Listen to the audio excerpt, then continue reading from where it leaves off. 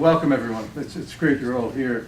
This is a very special event. And Dr. Aron, thank you for being here. John McLaughlin, thank you for being here also. Let me just say, and we will have Abby Moffat, our chairwoman of our Board of Trustees, will be joining us in a few minutes. The traffic is pretty bad out there.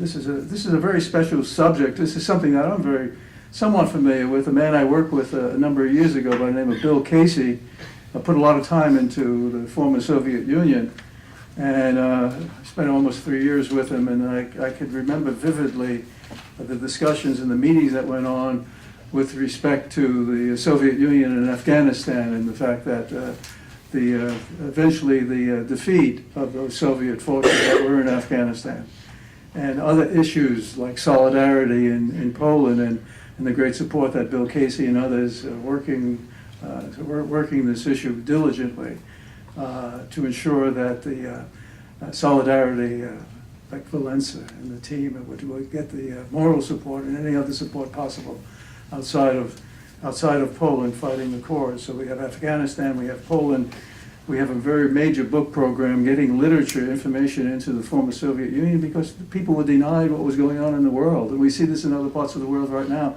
And it's the Strategic Defense Initiative. We all know that as Star Wars, and ensuring that the Soviet Union at that time, because we were looking at arms control issues and the significant nuclearization, that was a big issue, and it really was an economic drain on the former Soviet Union. So again, a man we have great respect for, former Director of Central Intelligence, Bill Casey, instrumental working with a great President Ronald Reagan, and others working some of these issues. So today's topic, we're moving it right up from the, if you will, 1981 to 1987 to where we are with the subject being playing chess with President Putin today is so vivid. We're so fortunate to have Dr. Leon Aron with us today. He's a resident scholar and director of Russian Studies at the American Enterprise Institute. Dr. Aron serves on the Broadcasting Board of Governors, which oversees the operations of several international broadcasting outlets, including Voice of America and Radio Free Europe and Radio Liberty. Powerful messages. These are great organizations. Great organizations. Dr. Aron's books include a number of books, but I'll mention just a few. Yeltsin, A Revolutionary Life, Russia's Revolution, Essays from 1989 to 2006, and The Roads to the Temple, Memory, Truth, Ideas and Ideals in the Making of the Russian Revolution, 1987 to 91. What critical years they were, to 91 and the implosion of the Soviet Union. Many and many others. Dr. Aron is also the editor of Putin's Russia, How It Rose, How It Is Maintained, and How It Might End. A collection of essays in which Russian economists and political sociologists analyze the political, economic, and social crises facing Russia and their effect on the Putin regime. Powerful. This is going to be great. We are so fortunate to have as today's discussant the former director of Central Intelligence, John McLaughlin. Let me just say, this is a very special person, so we're very fortunate. Thank you, John, for being here. Presently, John McLaughlin is the distinguished practitioner in residence in the Merrill Center for Strategic Studies at the School of Advanced International Studies at Johns Hopkins. Director McLaughlin started his professional life as a soldier in Vietnam. He worked his way up the ranks of CIA from current intelligence analyst, and I remember that, doing some great work, to deputy director and acting director of Central Intelligence, not only the agency, but Central Intelligence, the community. John's a respected counselor, strategist, educator, commentator, and analyst. Dr. Aron, thank you for being with us.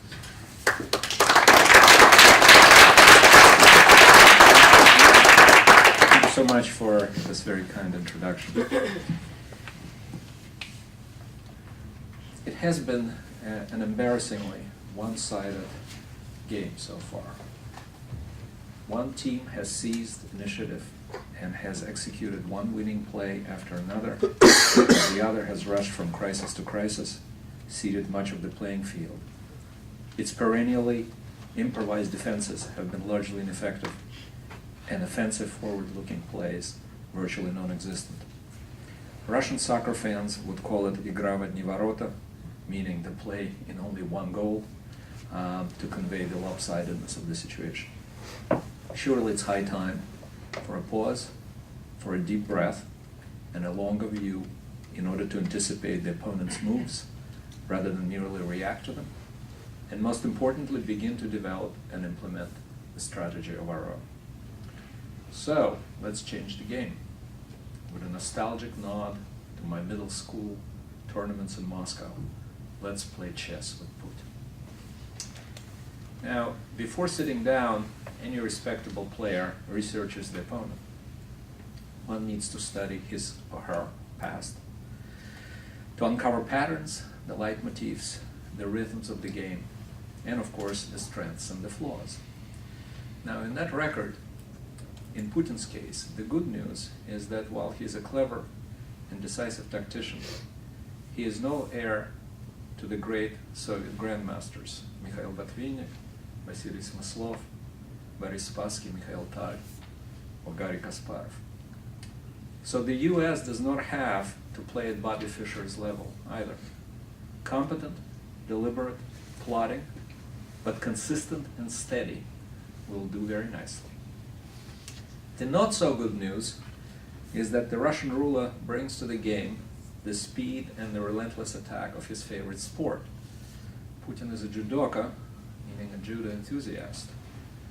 His moves at home and abroad have been patterned on a judo match. Watch your opponent like a hawk, push or catch him off balance, and then exploit the advantage in a lightning move. Pauses are only preludes to further assaults, and patience is the key. Most matches are won not by a single throw, the ippon, which gives you 10 points and an instant victory, but rather by a steady accretion of points. 7 points Vasari, Yuko, which is 5 points, and Koka, which is 3 points. But of course the tactics are shaped by strategy, and strategy is dictated by convictions, and convictions establish the strategic goals. So what do we know about what might be called Putin's credo? What are the tenets of that credo?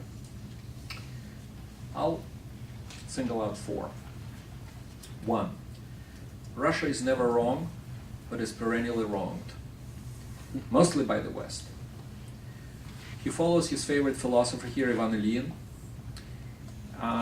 in the conviction that the West's hostility to Russia is eternal and prompted by the West's jealousy of Russia's size, her natural riches, and most of all, her incorruptible, saintly soul and God-bestowed mission to be the third Rome, the light among the nations. The plots against Russia are therefore relentless, and while truces are possible and often advantageous, politically, genuine and lasting peace with the West is very unlikely. Such narratives, of course, have been the staple of interwar fascist regimes all over Europe, primarily Mussolini's Italy and Hitler's Germany, and the narratives of victimhood at the hands of external enemies. And Ilyin may have borrowed, or at least may have been influenced by them, but regardless of how original this train of thought is in Ilyin, it clearly has resonated very powerfully with Putin. Tenet number 2, the end of the Cold War was Russia's equivalent of the 1919 Versailles Treaty for Germany, the meek acceptance of a crushing defeat and a source of endless humiliation and misery. Tenet number 3, the end of the Soviet Union was, in Putin's famous phrase, the greatest geopolitical tragedy of the 20th century. And now to the last and 4th tenet in Putin's credo, and it is kind of an operational corollary of the first 3. The overarching strategic agenda of any truly patriotic Russian leader, and not an idiot or a traitor like Gorbachev or Yeltsin, is to recover and repossess for the Russian state political, economic, and geostrategic assets lost by the Soviet state at the end of the Soviet Union. This is what a few years ago, I think in Foreign Affairs magazine, I called the Putin Doctrine. This is how he proceeded from day one, and this is how he's proceeding today. By the time he left the presidency in 2009, for place holding by Dmitry Medvedev, Putin had largely implemented the domestic side of the Putin doctrine. National politics, media, first and foremost television, the courts, and what Lenin called the commanding heights of the economy were all again owned or controlled by the state. Those assets have been successfully recovered. Now, after he returned to his third presidency in 2012, Putin turned to the foreign policy aspects of the doctrine, and there were several reasons for that.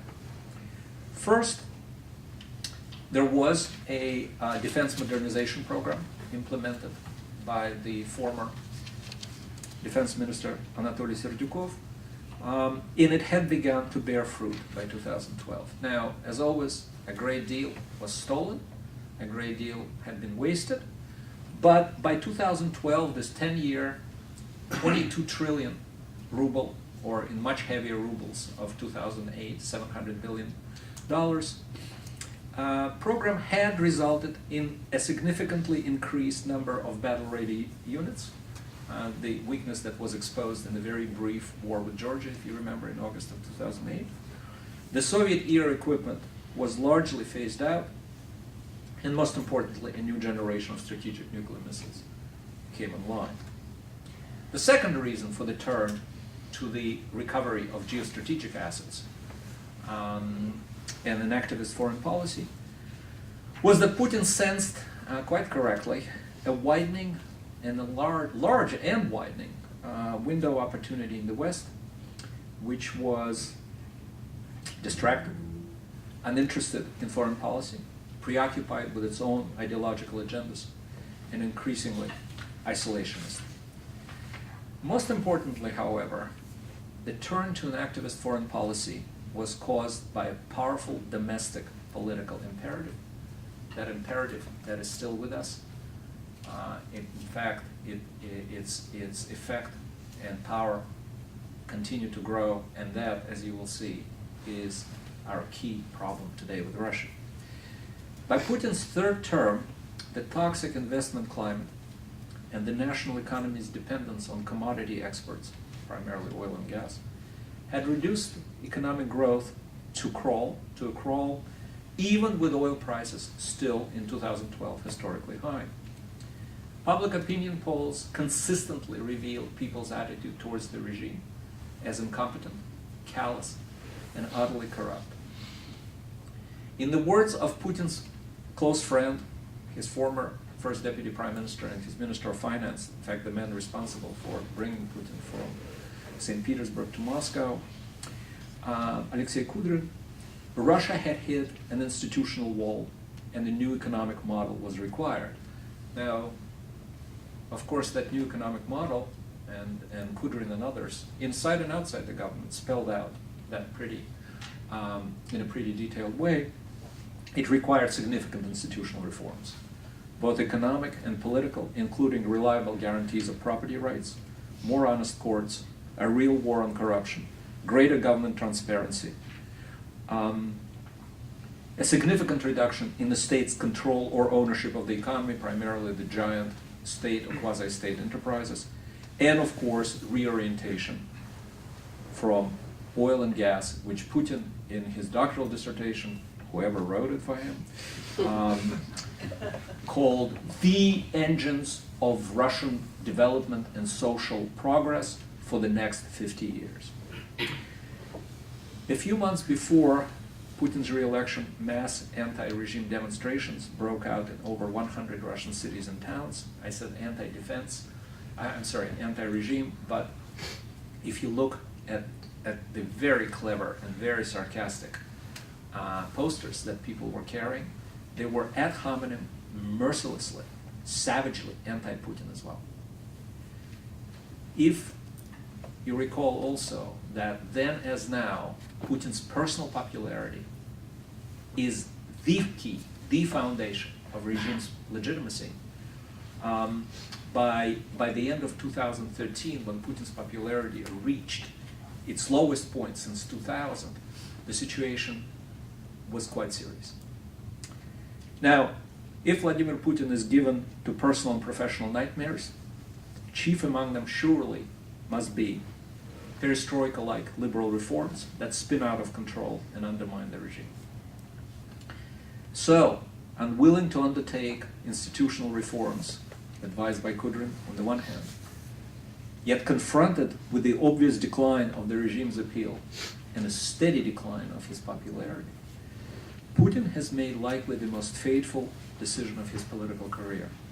He began to switch the basis of the regime's support from what Samuel Huntington called performance legitimacy, which is legitimacy based on economic growth and steady growth of personal incomes, toward what might be called patriotic mobilization, or as some of my Russian colleagues call it, militarized patriotism. Karl von Clausewitz famously said that the war is continuation of politics by other means. In the case of Putin's Russia today, foreign policy, including war as a component of that foreign policy, has become not just a continuation, but a key component in the foundation of domestic politics. These new domestic politics rested on two overlapping propaganda meta-narratives. First, Russia was rising from its knees. This is the staple of, it's a catchphrase of Russian propaganda. And because of that, the West declared a war on it. And secondly, although threatened on all sides by implacable enemies, Russia has nothing to fear so long as Putin is at the helm. Not only will he protect the motherland, but he will recover for it, post-Soviet Russia, the Soviet Union status of being globally feared and therefore globally respected. On the national television, where an overwhelming majority of the Russians go for their news, foreign policy became a mesmerizing kaleidoscope of breathtaking initiatives and brilliant successes. There followed the annexation of Crimea, the war in Ukraine, and of course Putin's involvement on the ground in the civil war in Syria, and I'll touch on that a bit later, including the launching of a volley of cruise missiles to mark Putin's 63rd birthday on October 7th of last year. So thus far, the shift to patriotic mobilization must be judged a success. The patriotic fervor at the sight of the motherland besieged, yet somehow also victorious, has apparently obscured to the millions of Russians, the economic reality, which is 2 years of recession, last year's reduction of GDP by almost 4%, the inflation of 13%, and the share of the Russians with income below the poverty line, which is $160 a month, almost doubling in the past 2 years to 16%, or 23 million people. You all heard about Putin's astronomical popularity. In many regards, of course, this is a tribute to the tightness of the monopolistic propaganda that denies exposure to anything or anybody contradicting the official narrative. As Russian wits put it, if in a town all restaurants are closed, and in one open restaurant only one dish is served, that dish soon will be judged the most popular dish. But it goes beyond that.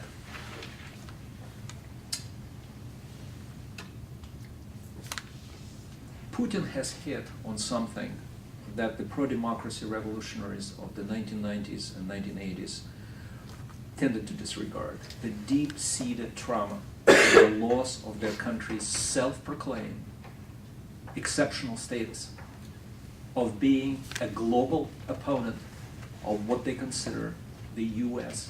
bent on global dominance. That is the mission that, until Putin recovered it, or said he recovered it, was lost, and that truly had ranked. Now, when they think of Putin the politician, even today, the Russians are not blind. Look at the consistent Levada polls. Only 60% trust him, and only 55% tell the pollsters that they would vote for Putin in the next election. But the trick, and here it is a tribute to Putin's communication skills and to the abilities of his team, that when the Russians are asked a more general question, not, do you trust Putin? Not would you vote for him, but do you approve of what he's doing? In effect, they're asked whether they approve of a new, proud, sovereign, in Putin's favorite term, Russia, which is again powerful, which is again feared. He has succeeded in becoming the epitome and the symbol of this recovered national pride. As Putin's deputy chief of staff, Vyacheslav Volodin, put it a couple of years ago, there's no Russia if there's no Putin. The Russian commentators see it this way. There is a symbolic, not economic, not material, but a symbolic comfort that is derived by millions of Russians from their country ostensibly being on the side of justice, on the side of goodness and light in the battle with evil and darkness. It is a sense of, and I'm quoting here, it is a sense of one's own deep righteousness against the background of everyone else's being wrong. Or put it another way, I'm quoting another Russian analyst that I respect. Russia is saving the world from the American tyranny, and for that we're ready to sacrifice everything. Do you approve? In the polls, it becomes a virtually rhetorical question. So Putin has saddled the tiger of patriotic fervor and expertly made it trot in the right direction, and briskly. Yet the obvious problem with this mode of transportation, it's Russia's problem, but it's increasingly our problem as well, is that the tiger requires an increasingly large supply of meat. The bloodier, the better. So the question, the strategic question for US policymakers is this: can the tiger be slowed down?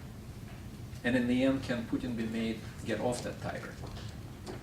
There are no ironclad guarantees, of course, but there is something that I think can and should be done. Because the higher the patriotic pitch, the greater the risk of disappointment at reversals. A century and a half of Russian modern history is an unambiguous demonstration of that proposition. Some of the sharpest reforms, including revolutions, have occurred following foreign policy and military setbacks. The great liberal reforms of Alexander II, essentially a revolution from above, including the liberation of the serfs, happened after the defeat, or Russia's defeat, in the Crimean War, 1853-1856. The 1905 revolution followed a disastrous war with Japan. The 1917 Bolshevik Revolution was in large measure due to the successive defeats and setbacks in Russia's prosecution of World War I. Khrushchev's ouster in October of 1964 was, in fact, we know from the Samizdat Politburo meetings of that kind, and the Central Committee meeting that ousted him, was due to the embarrassment of the retreat in the Cuban Missile Crisis. And Gorbachev's perestroika and glasnost, of course, are rooted in large measure in the quagmire of the preceding 9 years of the war in Afghanistan. Putin knows this history. So here's what I submit to you as, in the short run, certainly, perhaps even in the medium run, as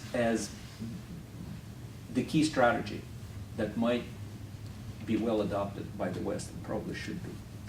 The only way of making Putin, at least to contemplate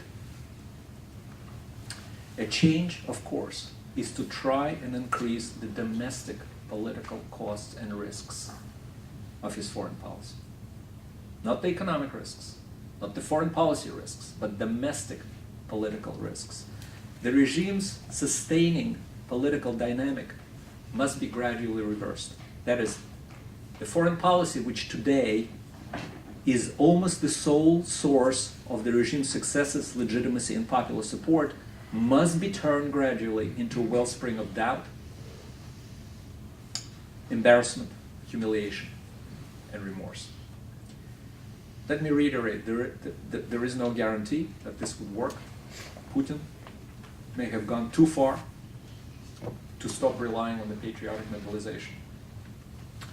And the risks of domestic political dislocations may be great.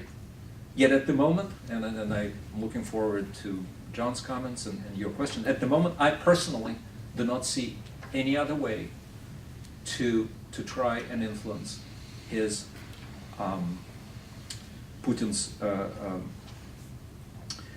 calculations by raising, by at least making him weigh risks and costs of his foreign policy, something that he has largely been spared until now. Let's remember also that this is a process. There's no need for checkmates. Slowing down Putin's momentum would suffice. There's a chess term called zugzwang, when every move can only worsen player's position.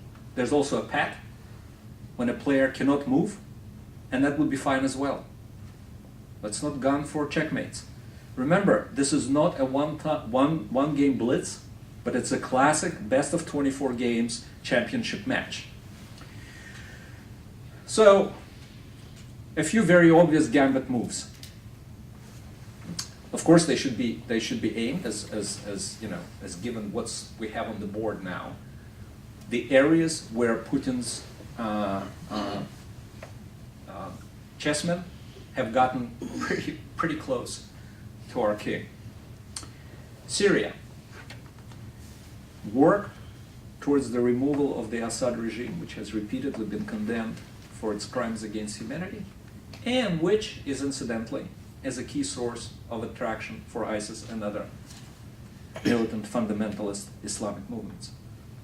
Regardless of what Putin tells foreign audiences and foreign leaders, he has repeatedly emphasized to domestic audiences that his involvement in Syria is, as he puts it, to stabilize the lawful authority, which is the Assad regime. That is the key objective of the Russian intervention in Syria. Everything else is a second and third in importance. Now, after his reception, after he received Assad in the Kremlin last October, he owns that regime, and therefore Assad's survival in the meta narrative of domestic propaganda is yet another sign and another piece of evidence of Putin's invisibility and his brilliance, and thus a component of the regime's legitimizing narrative. A reversal of Assad's fortune will make this narrative considerably less credible, and that, of course, is what we need to have. 2 points on Ukraine, specifically defensive or military-related and economic. We need to follow up the September decision by the administration to send counter-battery radars to Ukraine with more defensive weapons, such as anti-tank missiles. Now, many Russians cheered the defense of their ethnic brethren against the so-called Nazi junta in Kiev. But remember that the fathers and the mothers of Russia's today soldiers lost friends, brothers, older brothers and fiancés in Afghanistan. And so much as they are cheering for relatively, or at least propaganda-wise, bloodless victories in Ukraine, they're not likely to support a conflict fraught with significant casualties. The Kremlin knows it, which is why last May Putin signed a law making casualties in the so-called special operations in peacetime a state secret, and their disclosure a punishable treason. Now, some of my colleagues and friends pointed out to the danger of provoking Putin, as a quote, by supplying Ukraine even with the most obvious defensive weapons. This is an argument that deserves a considerable attention. Yet here's what I submit to you in terms of the risk mitigation. First, Putin's modus operandi. From what we've seen in the past 15 years, he has proven to be guided by his own policy schedule. His hand rarely, if ever, has been forced by provocations of any kind. Secondly, the alleged provocation, in other words, we have already absorbed the political and diplomatic price of this provocation, so-called provocation, because as far as Putin and the Russian narrative is concerned, the Maidan revolution was a CIA plot. Just turn on the Russian television. Putin has called Ukraine NATO's foreign legion. And as Russian wits put it, America has been at war with Russia, except America doesn't know it yet. It is hard to see how a few anti-tank missile batteries are going to force Putin to do in Ukraine what he otherwise would not do. And now the sanctions imposed on Russia when Putin annexed Crimea and subsequently had what is known as a hybrid war on Ukraine. I said from the very beginning, I said and wrote from the very beginning, we have to be very clear and very honest about the sanctions and their effectiveness. They're not going to sway Putin's policy sharply, certainly not in the short term. Yet, to remind you, we're playing a chess match for an accretion of points, not a quick checkmate. And the aim of this exercise is to force Putin, let me repeat, make hard choices, something that he has been spared until now. So the sanctions are beginning to be felt. And they're felt by the largest commodity export companies, which in turn are the regime's only reliable source of tax revenue. Rosneft, Russia's largest company, unable to borrow abroad, it sort of began to blackmail the government by asking for a loan for between $25 billion and $42 billion.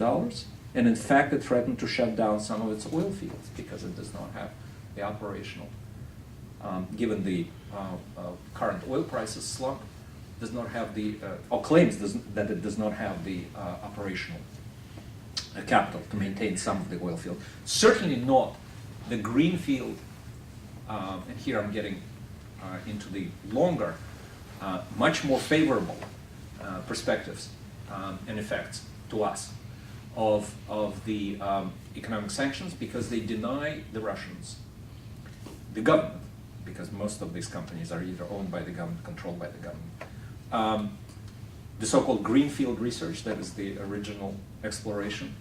All of the key, and they're enormous, deposits of oil and gas all are in eastern Siberia, and many of them are in above the polar circle. Russia does not have a shred of technology to touch them, and the cost of exploring and actually making those deposits productive would run into hundreds of billions of dollars, which Russia does not have. But that's the long term. The short term is that now that these sanctions are preventing, say, the same Rosneft from borrowing or engaging in borrowing for longer than 90 days loans, which in effect denying them, because as you know, the rate would be astronomical for these types of loans of the duration less than 90 days. Russia itself is not sanctioned, but clearly, I'm sure many of you know how those who buy and sell bonds operate. If Rosneft is sanctioned, then the Russian sovereign debt is much harder to sell as well. And so Putin is increasingly forced to choose between increasing defense budgets and spending an estimated $2 to $4 million a day in Syria, on the one hand, and on the other hand, robbing, in effect, the 38 million Russian retirees, pensioners, which, by the way, are Putin's political base, by indexing their pensions at about a third of the current inflation rate. Their rate, last year they were indexed at 4%, and as I said, the inflation is 13%. Or choosing between further cuts in healthcare and education and supplying and defending the Russian enclave in southeastern Ukraine to the tune of $36 billion a year, or risking mass protests against newly imposed taxes, as happened, incidentally, a few months ago with the so-called long-distance truck drivers. They diffused the situation. There were no It did not bleed into politics, and again, that's a tribute to Putin's political agility.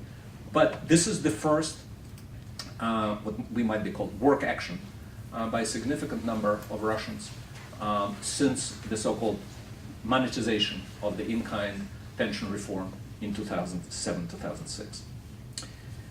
On the diplomatic front, talk to Russia, of course. Let's not create a straw man here and then knock it. Let me be on the record. We should talk to Russia. And in fact, in the question and answers, I could identify a couple of topics that I think we must talk to them about. But only talk to them when there's a reasonably good chance of strategic gains for the US, and therefore discontinue open-ended, ill-prepared, last-minute summits. Because these summits are not cost-free politically. From the Soviet days, where the only country that ever mattered to the Soviet Union and Russia is concerned, which is the United States, a meeting with the president of that country has always been a sizable addition to the regime's domestic legitimacy, and especially the leader's domestic legitimacy. Conversely, being snubbed by the US president raises issues of leaders' ability to stay relevant in world affairs and of Russia or the Soviet Union being accepted, grudgingly or not, as a global player. And so the propaganda symbols were crushing and in the Russian media's portrayal of the Obama-Putin September 28 meeting on the margins of the UN General Assembly. After bravely hectoring the US in his speech, Putin was still granted the summit with the American president. This is how indispensable, how brilliant, and how persuasive our leader is, and how powerful is the country that he represents. As far as I know, and I'm looking for corrections, the United States got absolutely nothing out of that summit. For the same reason, I would significantly reduce the Secretary of State's seemingly incessant consultations with Foreign Minister Sergei Lavrov in Moscow or Sochi or Vienna.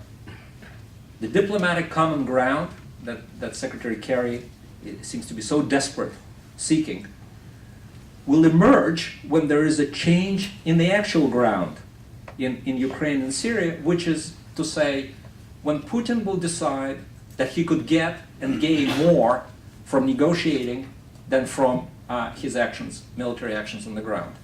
Are we there yet? I don't think so. Now, let me make one sidebar here. The utility of conferring with Lavrov is further undermined by the significantly lowered status of the foreign minister in Russian diplomatic decision-making. Sergei Lavrov may be aspiring to be another Andrei Gromyko, but Gromyko, let me remind you, was the Politburo member. And Lavrov is certainly not. For whatever passes for Politburo in Putin's Kremlin, Lavrov is not there. He's rarely more than a spokesman for the FSB's foreign intelligence that runs virtually all the key projects of Russian foreign policy today, which, by the way, is Putin's another innovation. For the first time in its history, whether it's Russia or the Soviet Union, the country has not one, not two, but three foreign intelligence services.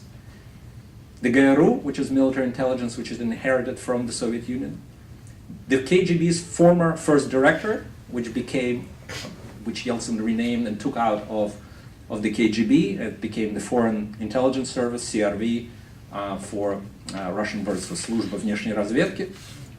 But then the FSB, the alma mater, called for its own foreign intelligence service. And Putin can't say no to the alma mater. And the FSB thus acquired its own foreign intelligence service. So there are three. Finally, I think we should begin to raise the risk threshold for a so-called hybrid war against Estonia or Latvia, which is the countries with significant Russian minorities. Now, perceptions matter. My teacher at Columbia, the great American sociologist Bob Merton, used to say, when people perceive things as real, they're real in their consequences. Boy, do I see the confirmation of that theorem, he called it the Thomas theory, everywhere. Does Putin perceive the dangers of another hybrid war with Latvia or Estonia as real? I'm not sure. Now, again, the argument that my colleagues make, some of them, is that, well, these are NATO members. They are protected by the Article 5, which means a war against one is a war on all of us. Are we eager to test that proposition by an all-out war with Russia? Wouldn't it be cheaper and more effective to deploy more than 150 soldiers in each of those countries? That is a company. That is an American-sized company. That's what we have now.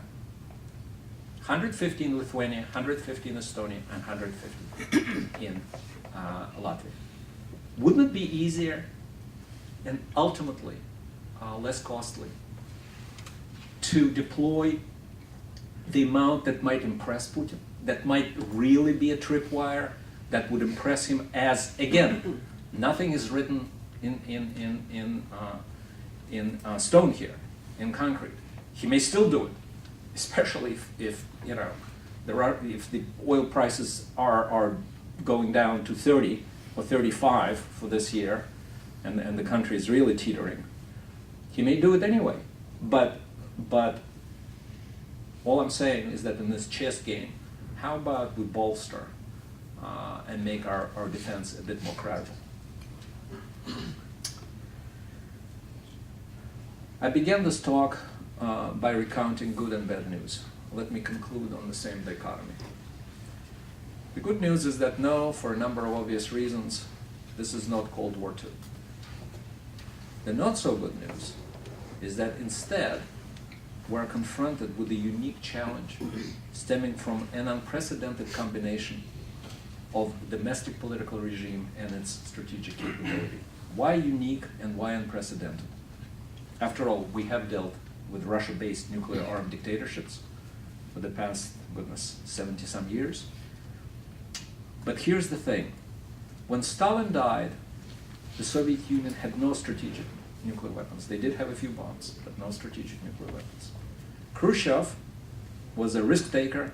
He was ebullient, and he was imperious, but he just began to develop the intercontinental arsenal, which is why he had to put short-range missiles on Cuba. Now, the Brezhnev Soviet Union did have plenty of strategic missiles, and or not just missiles, but all strategic weapons, about 10,000 of them. But it was hardly an impulsive, personalistic autocracy, more like a cautious, conservative gerontocracy. By contrast, Putin's regime today, and for the foreseeable future, will remain a highly personalistic dictatorship. He is a president for life. He has stepped on the Saddam Hussein Muammar Gaddafi elevator, from which there is no exit, except through a coup, a natural death, or assassination. And never before had such a regime, resurgent, activist, messianically minded, been armed with, as of today, 1,582 strategic nuclear warheads and 550 launchers, which makes it all the more urgent to sit down to the chessboard. The clock has been running for quite some time now. Thank you very much.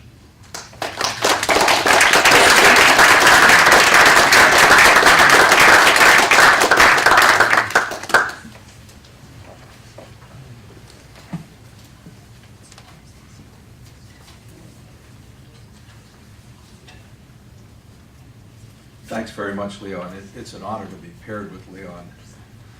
We met in Texas at a conference, and I came away thinking, having met Leon, that I was absolutely right in my decision that I had made some time before, that I will read anything he writes. So if your homepage is any of the aggregation sites like Real Clear World or foreignpolicy.com, you will come upon Leon's work, and it's always worth the investment to read it. So I'm honored to be paired with him.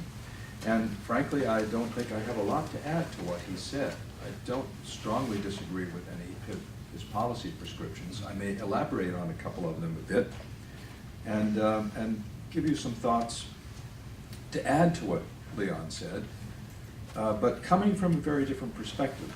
Leon is a genuine scholar of Russian history and Russian affairs. I would say I'm a practitioner in the sense that my engagement with Russia and with Russian history, Russian people, has been episodic over many years through my role as an intelligence officer. So that's the basis from which my views have been formed and the comments that I'll give you. And throughout the time that I've engaged with Russia, I've always found myself struggling a bit to understand the country. I think it's always good to look back and ask yourself, just in very brief, what eras has this country been through? What is the residue of history that we now see before us? And so I draw just on my own experience, which of course doesn't go back to Tsarist times. I will leave the Tsarist period aside, but when you think about the Soviet period, I think there are 5 periods here in Russian history in the time that I've looked at it. And the first, of course, is the Soviet period, which all of you are familiar with. Let me give you 2 quotations from the Soviet period that I heard during my travels in Russia and meetings with Russians. I was on in St. Petersburg once on the ship Aurora, which was the ship that docked in the harbor there, the ship from which the shot was fired that apparently began the Russian Revolution. And someone on the ship said to me, "You know, that was the most powerful shot in the history of man." I said, "What do you mean by that?" He said, "Think about it. One shot, 70 straight years of destruction." What did that tell me? That told me a lot, because that's essentially what Yeltsin inherited in 1991. 70 straight years of destruction, if you will, sort of Darwinism in reverse on a population that had already suffered greatly during the Tsarist period. The other quotation about that period comes from Putin himself, and the one that Leon mentioned is well known, about the demise of the Soviet Union being the greatest tragedy of history. But he said something else. At least Leon can tell me whether it's an authentic quotation. I've seen it many places. He said, those who miss the Soviet Union, those who don't miss, let me get this right, those who don't miss the Soviet Union, those who don't miss it, have no heart. Those who do miss it have no brain. Did he actually say that? That's exactly right. So I've pondered many times, what did he really mean by that in the context of the quotation Leon gave you about this being the greatest tragedy in the history of man? I think what he might have meant was, and we see it in his policy, we don't want to replicate something like the command economy of the Soviet Union, and we don't want to reconstruct the physical territory of the Soviet Union, but we certainly want back the world role and the influence, the sphere of influence that the Soviet Union had for Russia. We want that respect back. We want, as you know, if you travel around Russia, the most frequent thing you see are memorials to the Great War, in which Russians have, enormous pride of their role. So that was the first era. The second era, of course, is the Gorbachev era. And from 1985 to 1991, I first heard of Gorbachev when I was stationed at the State Department for a year, and the cables were coming in 1984 about this unusual man. And people in the State Department, specialists in the Soviet Union, were asking themselves, what can this be? Is this person conceivably real? And then Margaret Thatcher, of course, made her famous statement after meeting with Gorbachev before he became the leader, saying this is a man we can do business with. And people still in the United States struggle to understand who this guy was. I don't think it was until the late 80s, perhaps 87 or so, that a consensus began to develop that this was a genuinely different sort of person. But of course, Gorbachev, by freeing the media, as he did, and if you, those of you who remember that period recall, it was remarkable in terms of the freedom of the Russian media, really brought to light many of the pathologies of the Soviet Union, which in turn stimulated the independence movements in the republics and so forth. So that, of course, ends in 1991 with the flag coming down. I remember sitting in my office, the 7th floor at CIA, and watching that flag come down, choking up a little bit. Then the Yeltsin era begins, and again, Yeltsin, if Gorbachev killed the Soviet Union, Yeltsin killed communism as we knew it in terms of breaking up the command economy. But at the end of his term, things were so chaotic in 1999 that he actually had to apologize to the Russian people in his final remarks about the mess he was leaving behind. End of the third era. Fourth era begins, it's the first Putin era. It lasts from 1999 to 2012, the latter 4 years of that period being a time when Putin had basically changed places with Medvedev. Putin had become the prime minister, but still the animator of Russian policy behind the scenes. That era ends, I think, as Leon documented, and as I was writing, and I write a lot myself, and shortly after that time, in early 2013, I was writing. There's great discontent in Russia with the fact that Putin and Medvedev in 2012 or 2011 announced that they are basically going to change places and that Putin will be coming back as president. I remember, and this echoes a bit of what Leon was saying about the underlying attitudes of Russians. I remember the protests in the street in 2012, quite sizable, most in Moscow. And my wife pointed out that some of the Russians were holding up signs, there may have even been iPads, on which it was written, "We have brains," meaning, we kind of know what's going on here. And my sense at that time was that many Russians, having been through that period of Gorbachev and Putin having, to his credit, bear in mind, the mess that Yeltsin left behind was such that by merely stabilizing that, by making life more predictable than it had been, Putin gained initially great favor. When I was in Russia in, I think, 2007, my sense then was his picture was on all the walls, everyone you talked to was he was a savior. His popularity at that point, as measured by those same polls, was about 60%. Now, of course, it's much higher for the reasons Leon, and with the qualifications that Leon laid out. So now we're in the fifth Putin era. And we don't know yet what that's going to bring, although I think Leon's projection sounds about right to me and is reinforced by an experience I had about a year ago. So about a year ago, I'm invited to Paris for what's called a Track 2 meeting with a group of Russians. These are held by various organizations like CSIS and RAND, and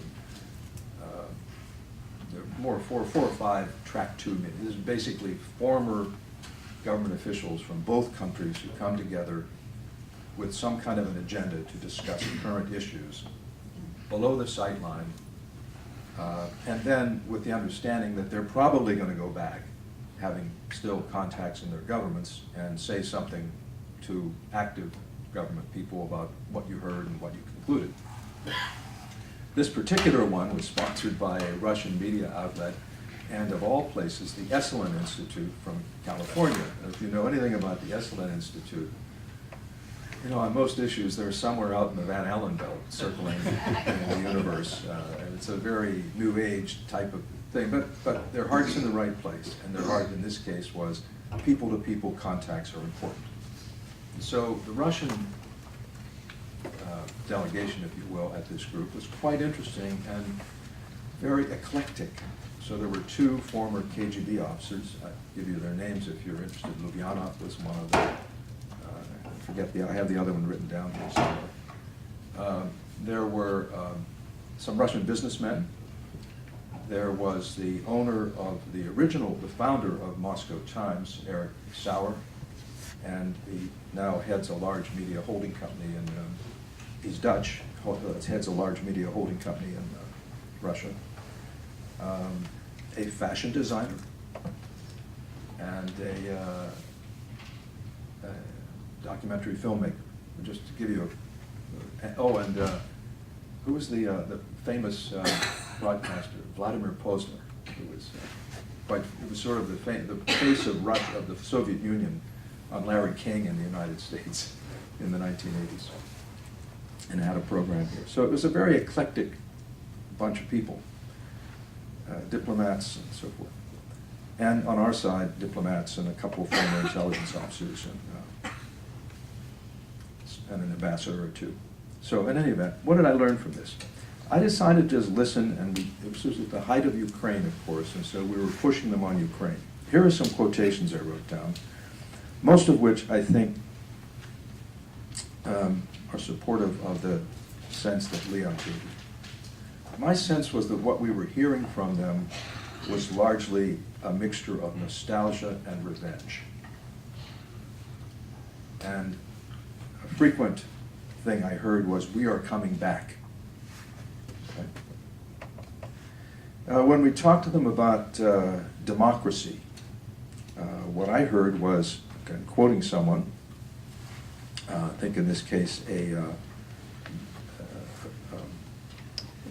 media personality, you need to understand that Russians couldn't care less. If you pile on sanctions, we'll just get tougher. We can't trust the West. Why can't you trust the West? Well, their version of history is different than ours. They look back at our intervention in the Balkans, for example. That's a big point with them. And say that, you know, you did in the Balkans with NATO, you bombed a Slavic country without UN authorization to do so. Your alliance, your surviving NATO alliance did that. How is that so different than what we're doing in Ukraine? Of course, there are answers for all of these things, but my point was to try and understand where they were. We need a strong army to defend ourselves. We lost a country. You expanded NATO. Now, I remember in the Clinton administration, there was a big debate about expanding NATO. And I would say that the bulk of opinion among Russian specialists, and in this period of time, that's when I was working on the former Soviet Union. And with delegations from the State Department, led by the State Department, I traveled to 13 of the 15 republics frequently. So, so I was witness to this debate that went on about the pros and cons of expanding NATO. At one point in that administration, my sense was the balance was against the idea. But at some point it tipped invisibly to me why it tipped. And that administration went ahead with it, and one can still debate whether it was the wise thing to do or not. I think it probably was, although it could have been handled better. In any event, that was their perspective. Russia's no longer messianic. You still are. We're not trying to export an ideology, but you do. That's their view. You're still trying to export your system. We stopped doing that.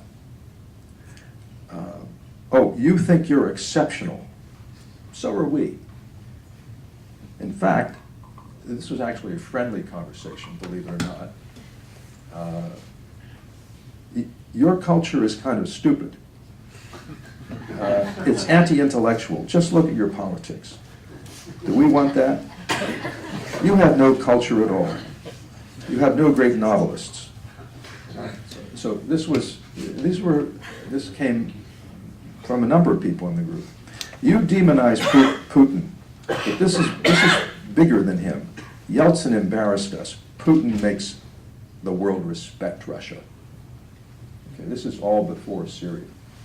But that's from the mouth of Russians who across society, really. And it came out, the resentment came out in all sorts of ways. Let me tell you, the fashion designer, for example, the guy who ran a fashion magazine, he says to me, the Russian fashion industry is very important and very good, but when we go to international fashion shows, countries who have no fashion industry at all, like Spain, for example. By the way, I know nothing about fashion, so I have no way to judge this at all. I mean, someone here can tell me. The countries like Spain, who have no importance in this world at all, they get to sit in the front row. Russia's in the back row. So this comes out in everything. What did I conclude from listening to all of them? Let me give you 3 or 4 conclusions that I drew. I said this to someone recently who works in the White House, and it seemed to come as not a revelation, but I don't know that they thought of it exactly this way. We are dealing with a defeated power. That's important, I think, in understanding their psychology. They are a defeated power.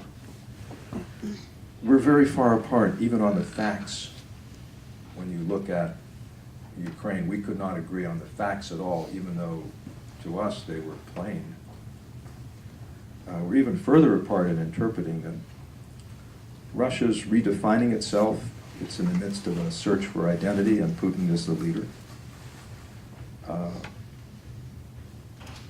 We have to oppose them, but we also have to engage them. I remember during the Clinton administration, Strobe Talbot arranged a meeting with George Kennan, who was then in his 90s, and we met, atmospherically interesting, in Kennan's former office in the old executive office building, going back to the time when it was the State Department. The State Department was housed there. And the one thing I remember from this discussion is Kennan looked at us and said, the mission of my generation was to contain Russia. The mission of your generation is to engage it. The challenge is to engage it. That's interesting.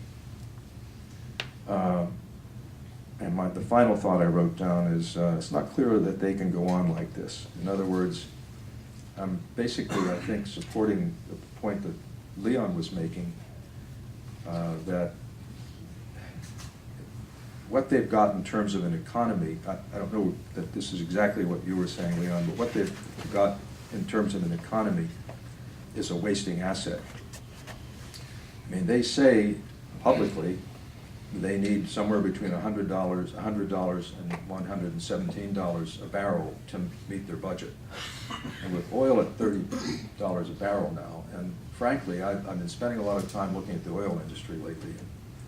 I don't think we're going to see that rise markedly. It may fluctuate between 30 and 45, but we're not going to see it shoot back up to 100 again. That's a real problem for them. And I think it does, that single fact helps to explain a bit why Putin now has gone toward mobilizing nationalism, as Leon explained. In terms of policy recommendations, I don't disagree with anything Leon said, but I would just elaborate on 1 or 2 and then I'll stop. On the issue of Ukraine, I completely agree that we need to forward deploy larger numbers of troops in order to impress Putin with our seriousness. I don't think anything impresses him other than strength and preparedness to use force. Now, we do have a problem in that we really, I'm not in government now, but I assume no one in government really wants to have a shooting war with Russia. So that probably, you just have to keep that in mind. We forward deploy, we are in a sense calling his bluff. So no more red lines. You have to be prepared to deal with the consequences of calling someone's bluff. And his capacity to mess around in that part of the world is enormous. If you look at Estonia, among those countries, the one that I probably know more about, most of you may know this, but up in the northeastern corner is a section around the city of Narva where the population is 80% ethnic Russian, where there's great discontent with the Estonian government because of the requirement to speak two languages in order to have certain positions. It's hard to learn Estonian. That place seems ripe for the kind of little green men provocation that, or more subtle provocation that the Russians, it's the one thing they're good at, is this sort of thing, is provocation with intelligence means and covert action. To stir that up and create a problem that would be a problem for NATO that would be difficult to deal with. Which brings me to my second point. I understand there's some theos here from the Army. I'm publishing an article in mid-February with a series of recommendations in it, and one of them is that the United States, we may be doing, one of the problems when you're not in government is you say, we should do something, and you find out, well, we're actually doing it. I don't know that we're doing this, but we should have, David's smiling because so often when you're in government and you hear pundits say things, you say, give me a break, we're doing that. But if we're not doing it, we need to do a major study, a strategic review of how we deal with hybrid warfare. What strategy do we use for dealing with hybrid warfare? What is hybrid warfare? Well, it's a mixture of, it's not a new thing. You read Sun Tzu in the 6th century BC in China, he's essentially describing hybrid warfare, but it's a mixture of conventional, special operations, covert action, psyops, and now cyber, and frankly, lying. And we could call it dissembling, but I mean, Putin recently acknowledged, was it a month ago or so, that yes, we have Russian forces in Ukraine. This is after denying it, and of course the same happened with Crimea. So we're open, free, democratic, pluralistic societies are not good at this. We don't know how to deal with this. I've talked to people in NATO, and my sense is that we know how to take on a conventional army in NATO, but this is different. And I don't think we haven't got it, unless we have a strategy, and the theos here, I'd take that back as a recommendation. On Syria, I think I might disagree with Leon on Kerry. I think, personal view, I think there's merit in his kind of jack-in-the-box continual engagement with the Russians. But that's largely because I think something is missing that used to be there. Going back to my experience in the Clinton administration, there was a group that did what were called strategic consultations at a lower level about every 6 weeks.